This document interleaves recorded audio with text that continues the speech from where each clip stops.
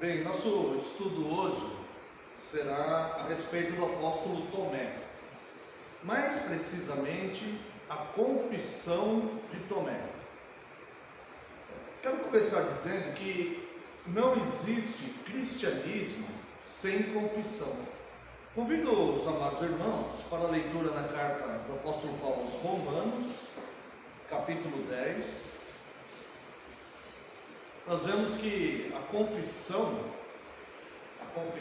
cristã, ela é fundamental. E de fato não existe cristianismo sem uma confissão.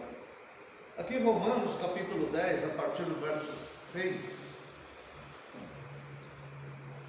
nós lemos: mas a justiça decorrente da fé, assim diz: não perguntes em teu coração, quem subirá ao céu?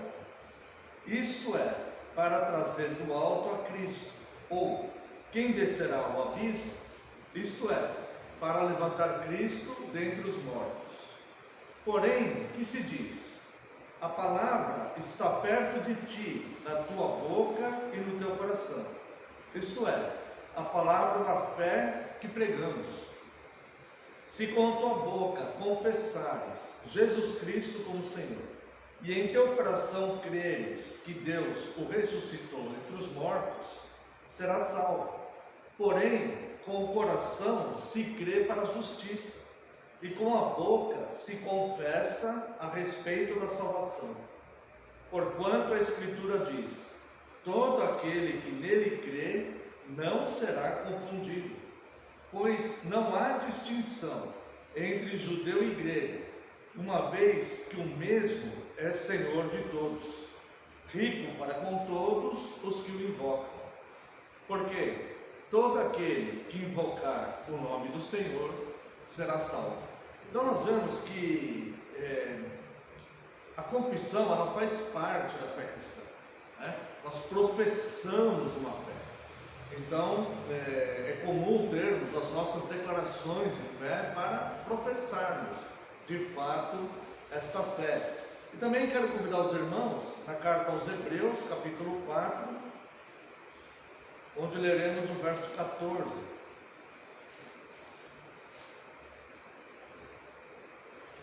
Tendo, pois, a Jesus, o Filho de Deus, como grande sumo sacerdote, que penetrou os céus, conservemos firmes a nossa confissão. Então nós confessamos Cristo, confessamos as doutrinas cristãs e nos conservamos nesta confissão. A confissão de Tomé, que é a que nós vamos estudar hoje, né? Ela é muito simples, porque ele apenas, a confissão dele é uma frase curta, né? Ele diz: Senhor meu e Deus meu. Uma confissão simples de se fazer, né? Mas no contexto da sua vida, a sua postura e a incredulidade que ele demonstrou, né, em diversas passagens, em diversos episódios da sua vida, essa confissão mostra grande profundidade, tá? Ela amplia a implicação da conversão do ser humano. Quero lembrar que as confissões dos apóstolos, elas são muito importantes. Por quê? Porque esses apóstolos, eles foram testemunhas oculares de Cristo. Então o peso da confissão de cada um dos apóstolos, não só de Pedro, né? Porque muito se fala na confissão de Pedro, né? Mas a confissão de cada um dos apóstolos, ela tem um peso muito grande, né? Porque eles conviveram com Cristo, né? Eles estavam com Cristo, ouviram diretamente de Cristo aquelas doutrinas, tocaram em Cristo, né? Conviviam, faziam refeições com Cristo. Então a confissão deles tem um peso muito grande, com toda certeza, tá? Tomé era natural da Galileia. Nós não temos informações sobre a sua profissão, não sabemos a sua profissão, tá? Embora muitos opinem que ele era pescador, mas isso é uma opinião, tá? Pode ser que seja, não não faz diferença, mas não temos informação sobre qual era a profissão de Tomé. Seu nome aramaico é Tomé, tá? No hebreu, né, é Tomás. No grego, ele era chamado de Dídimo, que quer dizer gêmeo. Por isso nós sabemos que ele tinha um irmão gêmeo, né? Não sabemos se era um irmão ou uma irmã. A Bíblia não declara, mas ele tinha um irmão gêmeo, né? Ou uma irmã gêmea, tá? Foi chamado pela vontade de Cristo e vocacionado ao apostolado. Convido os irmãos a leitura aqui do Evangelho de Marcos, capítulo 3, a partir do verso 13.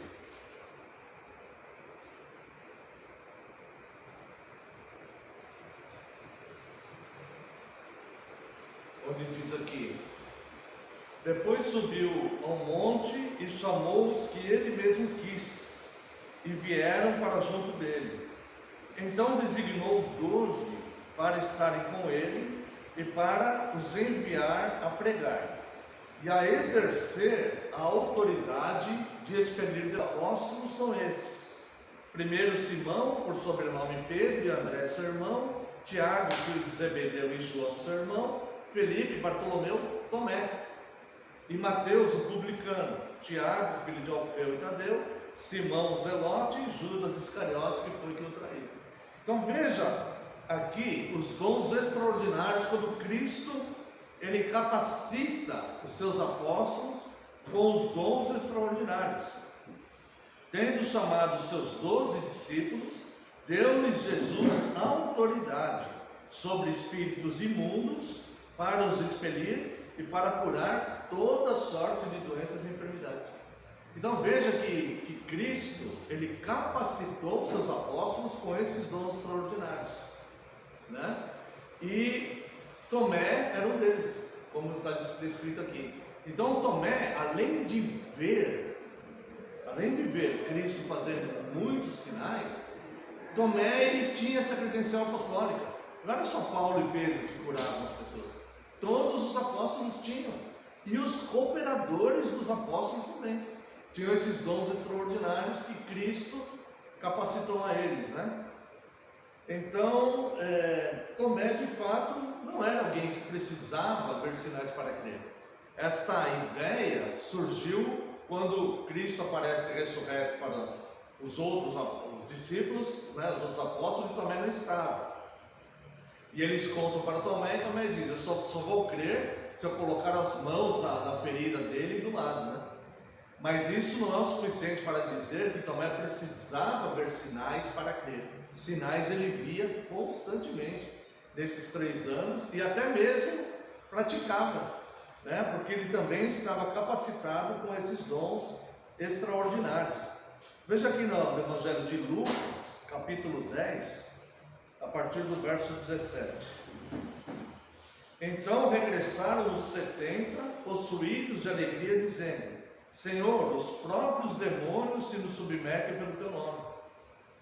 Né? Então veja que Tomé estava entre essa missão dos 70 aqui, que Jesus enviou e capacitou com esses dons. Né? Então não é verdadeira essa afirmação que Tomé precisava ver sinais para crer. Se a fé dele dependesse de ver sinais para crer, ele teria crido durante 3 anos. Tá? Outra coisa que nós podemos entender aqui é que mesmo capacitado com o dom, ele era incrédulo. Judas, que foi quem traiu Cristo, também era capacitado com esses mesmos dons. Veja que existe aqui um precedente para nós até perguntarmos, né? Será que todos os que possuíram esses dons alcançaram a salvação? Judas, Jesus disse que se perdeu, né? Então o fato de possuir algum dom não quer dizer necessariamente que essa pessoa de fato é de Deus, que essa pessoa de fato é salva. Algo muito importante a pensar aqui, tá? Então o que nós vemos aqui é que Tomé, ele ainda, como nós vamos ver aqui para frente, ele ainda demonstrava incredulidade, mesmo vendo Cristo praticando vários sinais, e mesmo ele mesmo praticando os sinais que Cristo deu autoridade para ele. Irmãos, não é isso que faz a pessoa crer, não é fazer milagres ou ver milagres ou ver sinais que faz uma pessoa se converter. O que vai fazer uma pessoa se converter é a determinação de Cristo, como nós vamos ver aqui para frente. Não foi o fato de ver sinais que levou Tomé à conversão. Mas vamos lá, vamos seguir aqui, mais tarde vai ficar mais claro isso. Note que Tomé, então, ele viu os sinais de Jesus, ele mesmo fazia, porém não cria. Não tinha os olhos espirituais ainda abertos. Tá? Tomé, ele tinha algumas características que, se a gente começar a estudar aqui sobre Tomé, né, a gente consegue construir mais ou menos como era a personalidade dele. Aliás, de todos aqueles, principalmente os apóstolos, né, que tem mais informações, nós conseguimos construir mais ou menos como que era a personalidade deles. Tá?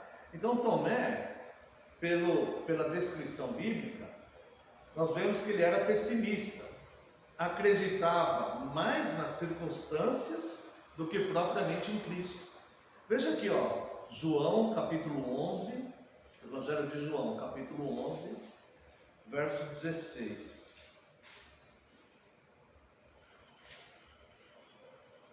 Então Tomé, chamado Dídimo, disse aos condiscípulos: vamos também nós para morrermos com ele. Né? Então, que quando Jesus disse que ia voltar, né, que ia até Betânia, porque Lázaro havia morrido e tudo, eles achavam que Jesus seria morto pelos judeus ali. Então veja que Tomé, ele acreditou mais nas circunstâncias, mais na possibilidade dos judeus matarem Jesus e a eles não se cumprir a missão, do que propriamente no que Cristo falava, né? Porque Cristo ensinava os seus apóstolos que ele ia ter que ser sacrificado, ia ressuscitar. Cristo falava tudo isso para os apóstolos. Então o que nós vemos aqui? Nós vemos um pessimismo nele, tá? Veja aqui os versos 7 e 8, aqui, mesmo capítulo 11. Depois disse aos seus discípulos: vamos outra vez para a Judéia. Disseram-lhe os discípulos: mestre, ainda agora os judeus procuravam apedrejar-te, e voltas para lá? E no verso 16, então, o Tomé diz, ele diz aos condiscípulos, né? O que é condiscípulos? Aqueles que eram discípulos junto com ele, tá? Colegas, né? Colegas e discipulados, apóstolos. Vamos também nós para morrermos com ele. Então Tomé faz essa afirmação pessimista, tipo, obviamente não crendo que Cristo iria conseguir concluir aquela obra. Além disso, ele era de coração duro. Veja aqui no próprio Evangelho de João, capítulo 14, os versos de 1 a 5. Jesus, ele dá uma mensagem muito linda aqui para os seus apóstolos, né? E para nós hoje. Então ele fala: não se turbe o vosso coração, credes em Deus, crede também em mim. Na casa de meu pai há muitas moradas. Se assim não fora, eu vos teria dito, pois vou preparar-vos lugar. E quando eu for e vos preparar lugar, voltarei e vos receberei para mim mesmo, para que onde eu estou, estejais vós também. E vós sabeis o caminho para onde eu vou. Olha só que passagem bonita. E Jesus diz: vocês sabem o caminho. Que Jesus estava ensinando, né? Mas olha o que Tomé diz. Verso 5. Disse-lhe Tomé: Senhor, não sabemos para onde vais. Como saber o caminho? Como não sabemos se Jesus estava explicando para eles, né? Aqui quase 3 anos já estava no 3º ano de ministério de Cristo aqui, né? Então Jesus responde: eu sou o caminho, a verdade e a vida, ninguém vem ao Pai senão por mim. Jesus responde isso a uma afirmação totalmente incrédula de Tomé. Praticamente Tomé estava contestando Cristo, que Cristo fala: e vós sabeis. Ele falou: nós não sabemos. Ele fala, olha só, está vendo como que ele era pessimista e como ele tinha um coração duro a ponto de meio que tentar refutar Cristo, né? Engraçado, né? O amor de Cristo, a longanimidade, né? Ele chamou aquelas pessoas, chamou Judas sabendo. Olha, ele chamou Judas sabendo que Judas iria trair. Ele chamou essas pessoas que ficam brigando aí por causa de direita e esquerda hoje no nosso país, né? Cristo, ele chamou um que era do governo, que era Mateus Levi, que era cobrador de impostos. E chamou os zelotes. Esses zelotes, eles eram um grupo revoltoso que queria uma revolução armada para derrubar o governo e o partido deles assumirem o governo e tudo mais. Tanto o do governo, o que serviu o governo, como que servia uma revolução, uma rebelião contra o governo, foram chamados para o mesmo ministério, né? Então, irmãos, o centro é Cristo. Pregaram a paz junto. Pregaram a paz juntos, fizeram os milagres juntos, serviram a Cristo juntos, né? Esses aqui cumpriram seus ministérios apostólicos dignamente, só o Judas que não, né? Então veja que é uma discussão inútil, essa não é a nossa discussão, né? Então, ele era de coração duro, e essa incredulidade dele contaminava quem estava por perto. Veja aqui, ó, vemos João 14, no mesmo contexto aqui, verso 8 a 11, depois que Tomé fala para Jesus, né? Não, nós não sabemos, não. Jesus fala, vocês sabem o caminho. Ele fala, nós não sabemos.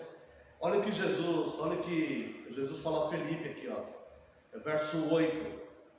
Replicou-lhe Felipe, Senhor, mostra-nos o Pai e isso nos basta. Disse-lhe Jesus, Felipe, há tanto tempo estou convosco e não me tens conhecido? Quem me vê a mim, vê o Pai. Como dizes tu, mostra-nos o Pai? Não crês que eu estou no Pai e que o Pai está em mim? As palavras que eu vos digo, não as digo de mim mesmo, mas o Pai que permanece em mim faz as suas obras. Crede-me que estou no Pai e o Pai em mim. Crede ao menos por causa das mesmas obras. Então veja que Felipe estava contaminado também com uma certa incredulidade. E aproveitou aquele momento onde Tomé meio que bate de frente com Cristo, né? E o Felipe também se manifesta ali, demonstrando uma certa incredulidade também. Vocês estão percebendo que é necessário uma ação de Deus para abrir os olhos espirituais? Mesmo eles convivendo com Cristo, vendo sinais, mesmo eles receberam autoridade para, a partir deles, praticar os sinais, irmãos, isso não é nada. A soberania de Deus, se Deus não abrir os olhos, é como eles diziam, pode chover milagre todos os dias. Pode acontecer milagre todos os dias, se Deus não abrir os olhos da pessoa, a pessoa não vai reconhecer Cristo. Os mortos podem levantar e vir testemunhar. Se Deus não abrir os olhos das pessoas, as pessoas não vão crer no testemunho dos mortos, né? A soberania é totalmente de Deus, tá? Então, por isso, viu, irmãos, que nós precisamos muito, muito de Deus. Precisamos muito de Cristo, tá?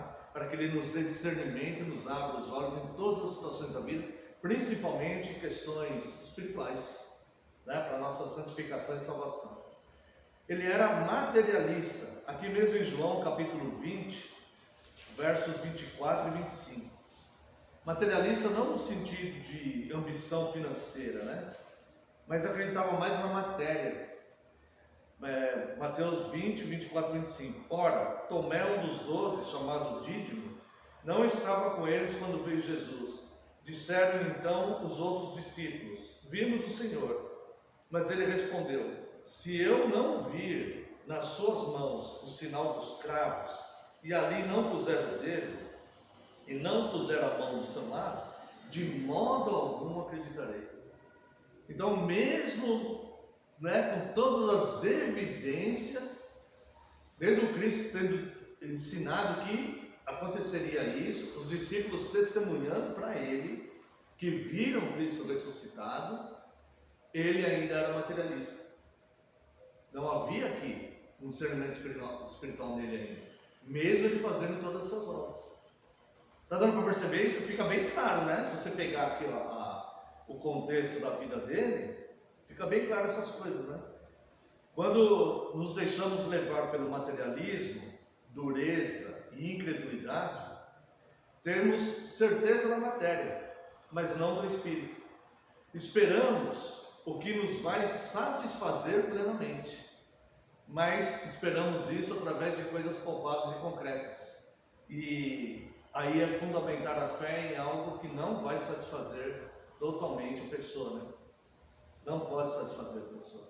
Pode talvez satisfazer por algum tempo, mas não tem poder, né? Eu já me questionei muito assim, homens muito fortes, homens muito poderosos, muito ricos. Como que foi o final da vida deles? Quando eles começam a perder a esperança que aqueles recursos já não vai resolver mais. As mulheres mais lindas que houveram na história, como é que foi o final da vida delas? Quando elas se apoiavam muito na sua beleza, no poder sedutor, né? Coisa assim.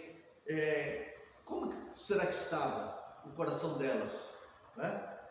Homens que conquistaram impérios, que tinham tudo aos pés, né? Como é que estava quando viram que todos aqueles territórios, aquele patrimônio já não poderia resolver, né? A rainha Vitória da Inglaterra prometeu metade do reino para o médico se ele prolongasse a vida dela por 2 anos, né? Então, eu acho que são fundamentais. É bom usufruir das coisas licitamente, né? Moralmente corretas dentro das Escrituras, mas não fundamentar a fé nessas coisas, né? A nossa fé ela tem que estar fundamentada não no materialismo de Tomé, mas no que Cristo estava ensinando, né? Na verdadeira espiritualidade, tá? Então, Cristo se revela a ele, né? Veja aqui, João 20, ele fala, se eu não colocar as mãos, se eu não ver os sinais dos cravos na mão dele, do lado, porque o soldado enfiou uma lança nele, né? Se eu não ver essas coisas, se eu não ver materialmente isso, de forma nenhuma acreditarei. Veja que ele estava decidido a não crer e estava entregue ao materialismo. Quem mudou isto foi Cristo, não foi o fato dele ver, como nós vamos perceber aqui. Olha só, então Cristo se revela a ele. Veja aqui João capítulo 20, versos 26 e 27. Passados 8 dias, estavam outra vez ali reunidos os seus discípulos e Tomé, dessa vez o Tomé estava, né, com eles. Estando as portas trancadas, veio Jesus, pôs-se no meio deles e disse: paz seja convosco. E logo disse a Tomé: põe aqui o dedo e vê as minhas mãos. Chega também a mão e põe no meu lado. Não sejas incrédulo, mas crente. Então, olha só, essa frase de Jesus antecedeu imediatamente a confissão de Tomé. Olha, eu quero chamar a atenção dos irmãos aqui para uma sutileza, tá? Tomé, ele já tinha presenciado todas as coisas. E Jesus, quando chega para ele, fala: então, você quer pôr a mão? Põe a mão. Põe a mão aqui e põe a mão do meu lado. Mas o que abriu os olhos de Tomé para a conversão foi a ordem de Cristo. Note aqui o versículo com bastante calma, para vocês entenderem, tá? Então Jesus apareceu ali, Tomé dessa vez estava com ele, Jesus disse: paz seja convosco. Agora veja o verso 27. Logo disse a Tomé, logo que ele entrou, falou: paz seja convosco, já foi direto no Tomé. Logo disse a Tomé: põe aqui o dedo e vê as minhas mãos. Chega também a mão e põe do meu lado. E aí Jesus dá a ordem da conversão: não seja incrédulo, mas crente. Isso aqui, se fosse um dos discípulos ou um de nós falando isso para alguém, isso seria uma sugestão, seria um conselho. Não seja incrédulo, seja crente. Se eu falar isso para alguém, isso não é uma ordem, eu não tenho o poder de decretar isso na vida de alguém. Eu posso falar um conselho para alguém.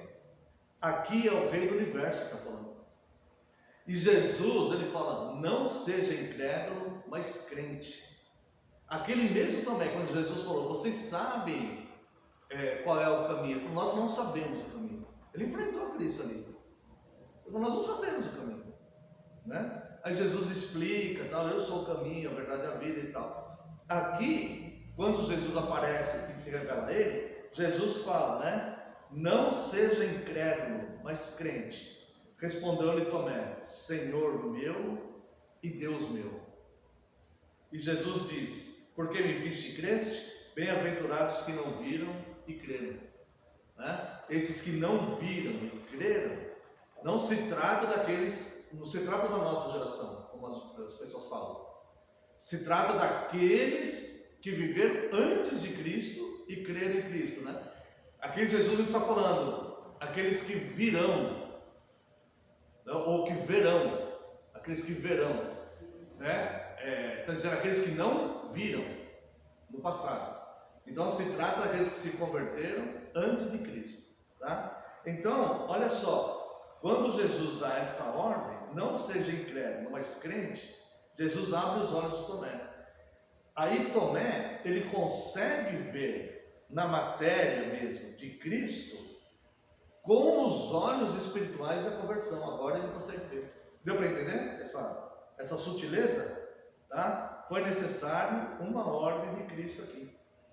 Tá? Então, a ordem de Cristo, quem tem ouvidos para ouvir, ouça. Tomé ouviu e confessou sua fé. Esta ordem é quando Cristo dá uma ordem para cada convertido. Não seja incrédulo, mas creia. É aquelas pessoas que muitas vezes, né, ouviram a palavra e rejeitaram. Em determinado momento, aquela semente cai no terreno fértil. É muito importante nós analisarmos sempre, principalmente no campo da salvação e da obra ministerial de Cristo, a parábola do semeador. Porque Cristo lhe diz: quem não entender essa parábola não entende o resto. Né? Então, quando aquela semente cai no terreno fértil, certo? Ela vai produzir. Então, eu sempre acreditei que as pessoas eram sempre assim. Algumas eram como solo rochoso, a vida inteira o coração dela era como solo rochoso. Sempre acreditei assim. Outros, o coração dela era sempre como os espinheiros, que recebia a palavra com alegria e ia sufocar a palavra. Né? Outros sempre como a beira do caminho, que a semente batia lá, mas vinha as aves do céu, que Jesus fala que é Satanás, e roubava a semente. E outros sempre com o coração fértil, né? Mas eu entendi errado. Eu entendi errado pelo seguinte: se fosse assim, aqueles de coração fértil, na primeira vez que eu ouvisse falar de Cristo, se converteria. E muitas vezes eles vão se converter muito tempo depois. O que nós entendemos nessa parábola? Os momentos da vida da pessoa. Às vezes a pessoa, antes da conversão, né? Estamos referindo às pessoas que ainda são incrédulas, antes da conversão. Às vezes elas estão com o coração como a beira do caminho. Às vezes elas estão com o coração como solo rochoso. Às vezes elas estão com o coração como o espinheiro, né? E às vezes elas estão com o coração fértil. Nesses momentos que elas estão com o coração fértil, que a semente vai cair e vai produzir o fruto. Este coração fértil é determinado por Deus e não pelo semeador. Então o semeador, a semente é a palavra, o semeador não sabe em que tipo de solo aquela semente vai cair, né? Mas é Deus que determina a fertilidade daquele terreno para produzir os frutos da conversão. Então, não quer dizer que uma pessoa que rejeitou uma vez ou que recebeu com alegria e depois abandonou, que essa pessoa nunca mais vai se converter. E também não quer dizer que a primeira vez que a pessoa ouvir, a pessoa vai se converter, porque o coração dela é sempre fértil. Né? Então, tem o momento certo que vai se encaixar isso perfeitamente, que a semente vai cair no momento em que o solo estiver fértil. Tem um momento certo para isso. Como toda concepção, tem um momento certo para isso. Então, este momento, quem determina é Deus. Então, quando Cristo vai falar no coração da pessoa, não seja incrédulo, mas crente. Essa pessoa então vai dizer: Senhor meu e Deus meu. Essa pessoa vai se submeter a Cristo, né? Isso é muito importante, irmãos, porque é a soberania total de Deus, né? E o amor de Deus por cada um de nós, né? Então, nós vemos aqui que finalmente Tomé ouviu a ordem de Cristo e confessou sua fé. A confissão de Tomé, não pelo fato de ver ou tocar em Cristo, ele já tinha visto e praticado vários sinais. Um sinal a mais ou a menos não ia fazer diferença nele. Se fosse pelo fato de sinais, de ver maravilhas, ele já teria se convertido há muito tempo. Tá? mas pela palavra de Cristo, não seja incrédulo. Então Tomé, ele faz a sua profissão, né? Sua profissão de fé, aqui está no verso 28. Respondeu-lhe Tomé: Senhor meu e Deus meu. Jesus o repreende no verso 29. Não é porque a pessoa se converteu que ela vai deixar de ser corrigida por Cristo, né? Que é quando Cristo fala, né? Porque me viste e creste, bem-aventurados que não viram e creram. Ou seja, eu não vou aparecer para todo mundo e nem apareci para os outros lá atrás, né? Então não é, se fosse necessário eu aparecer para alguém, só vocês seriam convertidos, ou bem poucas pessoas, né? Para quem Cristo apareceu, tá? Então foi a palavra de Cristo: não seja incrédulo, mas crente, tá? Então a confissão é a palavra, a confissão é a palavra de ordem, né? Não é o fato de presenciar milagres, mas é o fato da determinação de Deus. Então essas palavras, elas vão muito além da identificação de Cristo como Senhor. A fé das gerações futuras, né? Elas partem, tá? Do testemunho dos apóstolos. Vamos ver novamente aqui Hebreus capítulo 4, verso 14. Esse aqui é um outro detalhe teológico bastante importante também para a gente. Hebreus 4, 14. Tendo, pois, a Jesus, o Filho de Deus, como grande sumo sacerdote que penetrou os céus, conservemos firmes a nossa confissão, tá? Então, esta confissão aqui, ó, de ter Jesus, o Filho de Deus, como grande sumo sacerdote que penetrou o céu, nós temos porque os apóstolos, que foram as testemunhas oculares e participaram, escreveram e deixaram para as outras gerações. Então a confissão dos apóstolos, tá? Ela se torna a base da fé das gerações futuras. Cristo é o autor da fé, né? E a confissão apostólica que eles declararam, morreram defendendo essa verdade. Ninguém morre por defender uma mentira. Ninguém morre. Se fosse uma mentira, né? No momento mesmo crítico, eles iam negar: não, peraí, tal. Eles tiveram oportunidades, né? Nega que a gente te poupa. Eles negariam facilmente. Mas eles tinham tanta convicção naquilo, porque eles viram, estiveram presentes, né? Aquilo para eles era muito real, porque eles conviveram o tempo todo e viram, inclusive, o Cristo ressurreto. Então a confissão deles é o pano de fundo, é a base, né, para a fé das gerações futuras, tá?